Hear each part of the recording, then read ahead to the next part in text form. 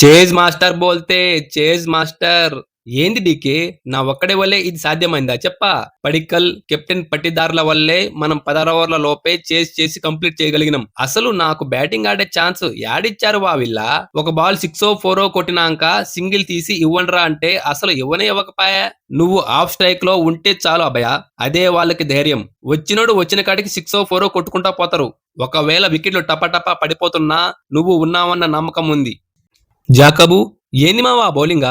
T20 world కప్పుల్లో నీ performance చూసా. వికెట్లు తీయకున్నా పర్లే, 4 ఓవర్లు ఎట్నో కొట్ట మేనేజ్ చేయించాలనుకున్నా. మా ఇండియాతో మ్యాచ్ల్లో అభిషేక్ గాడితో సావ కొట్టించుకున్నాగానే, ఇప్పుడు మళ్ళీ వాడు క్రీజులో ఉన్నప్పుడు నీకు ఇవ్వాలంటే కొద్దిగా ఆలోచించిన. కానీ నువ్వు దేవునివయ్యా. పవర్ ప్లేలో 3 వికెట్లు తీసి ఎస్ఆర్హెచ్ నడ్డి విరగొట్టినావు. అదే నాకు అర్థం కాలే మచ్చా. ఈ ఆర్సీబీ జెర్సీ వేసుకోగానే ఎక్కడ లేని పవర్ వచ్చి నా ఒంట్లో దూరినట్టుండాది. అభిమానులు ఆర్సీబీ ఆర్సీబీ అని అరుస్తా ఉంటే నాలో ఇంకా కసి పెరుగుతా ఉండాది. 5వ ఓవర్లో పడిందిరా వికెట్టు. ఇంకా ఆ తర్వాత పడలే. కిషన్ ని కానుకోవడానికి డఫీ చేత కంటిన్యూగా 4వ ఓవర్ వేయించినా లాభం లేకుండా పాయే. క్లాసిన్ కిషన్ ఇద్దరు స్పిన్నర్లని బానే ఆడేవాళ్లే. వీళ్ళు ఏటుకు భయపడా 9వ ఓవర్ దాకా స్పిన్నర్ ని నూకరాలే. డొమెస్టిక్ లో అదరకొడుతున్నాడని అభినందన్ని తీసుకొచ్చినాం. వాణ్ణేమో ఈ పుట్టి డైనమిట్ గాడు దంచి కొట్టినాడు. కొత్త పిల్లకాయ అనే జాలి కూడా చూపిలేదు రాయిడా. ఎస్ దయాల్కి కొన్ని ఇబ్బందుల వల్ల టీంలో ఆడలేకపోతున్నాడు. లేదంటేనా 10 ఓవర్లకే చాప చుట్టేసేవాళ్ళం. కానీ మ్యాచ్ ని టర్న్ చేసింది మాత్రం నువ్వే సాల్టు. ఎవరు చెప్పాడ్రా డివిలియర్స్ లాంటి ఫీల్డర్ టీంలో లేడనే. ఇదిగో సాల్ట్ ని చూడండి, డివిలియర్స్ లేని లోటుని తీరుస్తున్నాడు. మన టీంలో ఉన్న సూపర్ మ్యాన్ వి మావా నువ్వా. నీకు ఫ్యాన్స్ గుడి కట్టేస్తారు. నువ్వు ఆ 3 క్యాచ్లు పట్టేటప్పుడు ఫ్లాష్ మ్యాన్ నీ ఒంట్లో దూరినాడా అని అనిపించింది అభయ. ఆ 16వ ఓవర్ చివరి బాల్ కి గాల్లో డైవ్ చేస్తూ ఒంటి చేత్తో క్యాచ్ పట్టినవు చూడు సాల్టు. నాకైతే నిజంగా డివిలియర్స్ అన్నే గుర్తొచ్చినాడువా. ఒరే షాపర్డు, నీ బౌలింగ్ చూస్తా అంటే ఒకప్పటి ఆర్సీబీ బౌలర్ గుర్తొస్తున్నాడు రా. నువ్వు 3 వికెట్లు తీసినావు గానే ఏం లాభమా. ఆ ఇషాన్ కిషన్ అనికేత్ నిన్ను బర్రె దగ్గర పాలు పిండినట్టు పిండేశారు. ఫీల్డర్ లేని ఏరియాలో కొట్టుకోమని బాల్ వేస్తావేందిరా.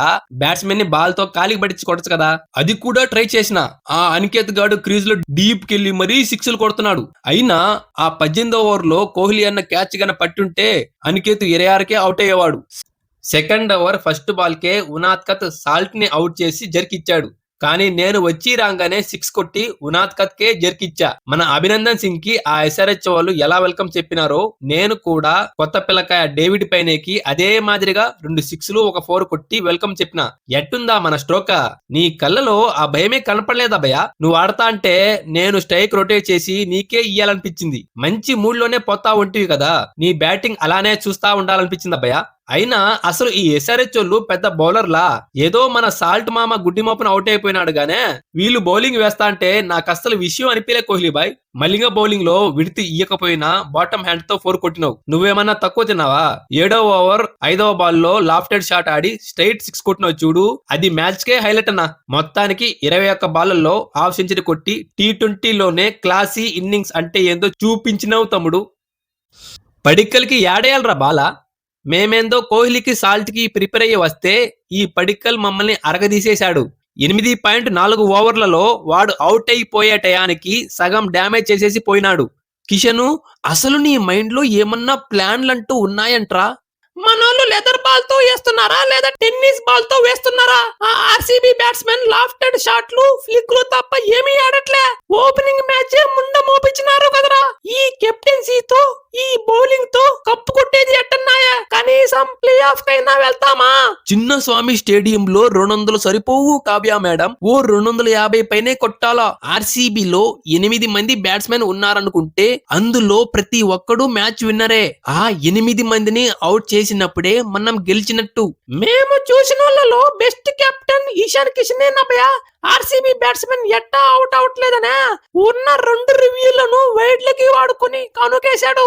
వికెట్ కీపర్ గా బాల్ 2 వదిలేసి 4 కొనిచ్చాడు. ఈ లెక్క సరిపోదు డీకే. 2024లో మన మీద ఆ ఎస్ఆర్హెచ్ వాళ్ళు హైయెస్ట్ స్కోర్ కొట్టినారు.